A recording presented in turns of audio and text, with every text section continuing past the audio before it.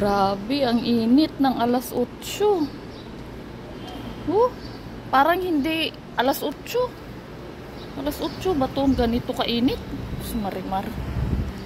Ay, paulanin nyo naman. Paulanin nyo naman. Kahit isang araw lang. Hindi yung ulan na paulanin nyo nga. Ang kapalit naman ng ulan.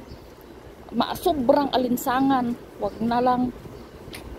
Dapat umulan. 30 minutes, 1 hour. Yun, masarap yun. Malamig. Init-init. Hindi kaya ng sunscreen o ano pang anik-anik sa muka. Buti na lang. May malamig-lamig. Tanggalin natin payong. Payong is life. Ayan.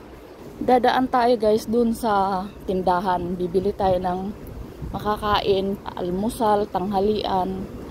Tingnan natin kung anong mga paninda.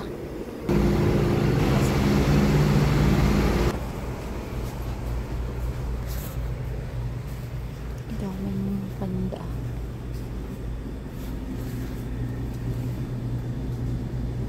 Balat ng manok. Dami. Mamili ka lang. Puto. Lumpia at turon. Ano yan? Quick. Kutsinta. Hindi ka magugutom.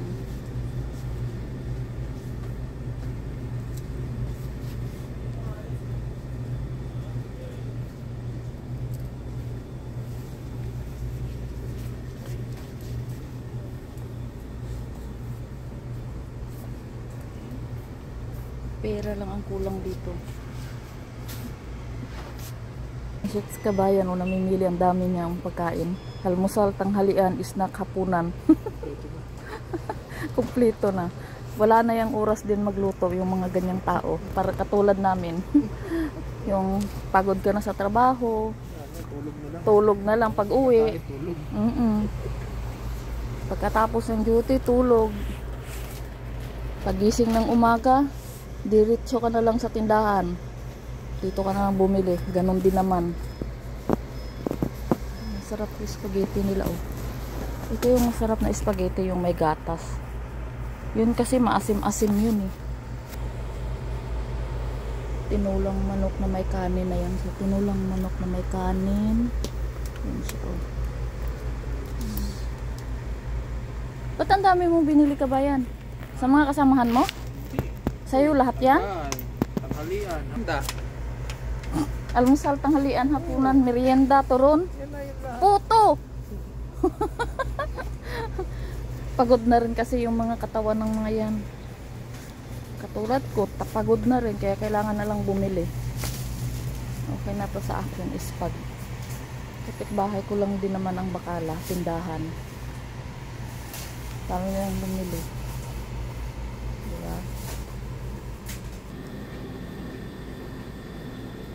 Pambao ng mga bata.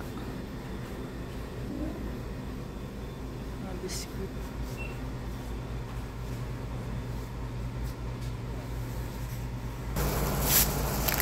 Yun lang guys, na-share ko lang.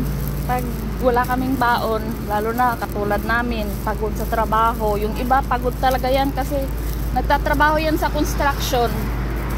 So, dadaan na lang dyan yan sa bakala or sa tindahan, bibili ng pagkain kasi may mga ulam na at kanin yan. Yun lang guys, don't forget to like and subscribe my YouTube channel. Thank you for watching. Ang init-init ng mundo, ang init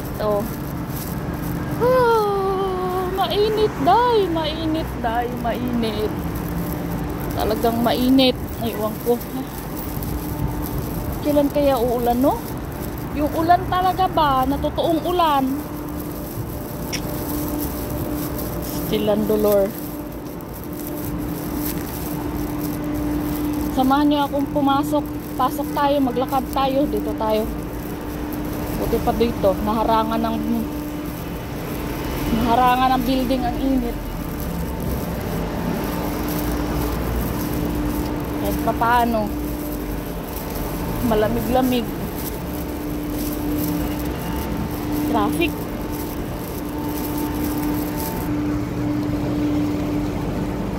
Ganito sana yung lalakaran ko sa araw-araw, walang init ba? Sarap siguro sa pakiramdam.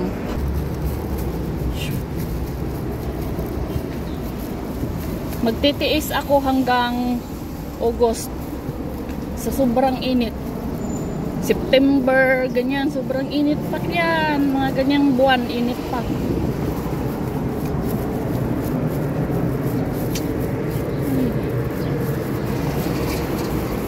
Maaga kong pumasok. Tingnan nyo kung anong oras ha. Alas 8. Yan. Alas 8. Umalis ako ng bahay alas 8. Nagtagal ako sa tindahan, namimili ng pagkain. Ang bagsak ko, spaghetti at bibilhin at mga biskwit.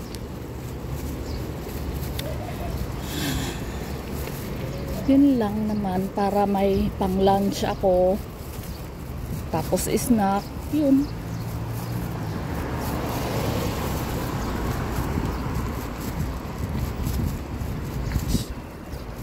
Yun talaga.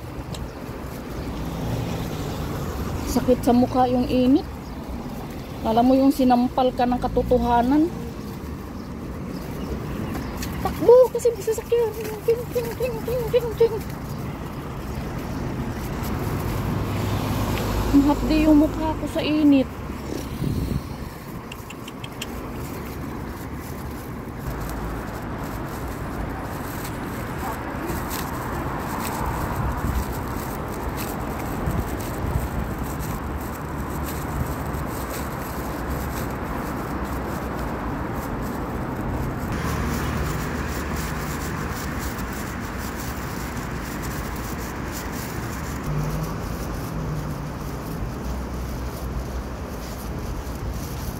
Yung pawis ko talagang mainit.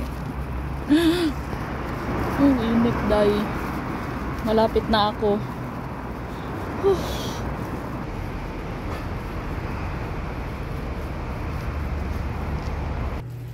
Pawis ang mukha ni Inday. Tissue. Dito na ako guys. Don't forget to like and subscribe my YouTube channel. Thank you for watching. Bye! Ingat! Ingat kayo palagi!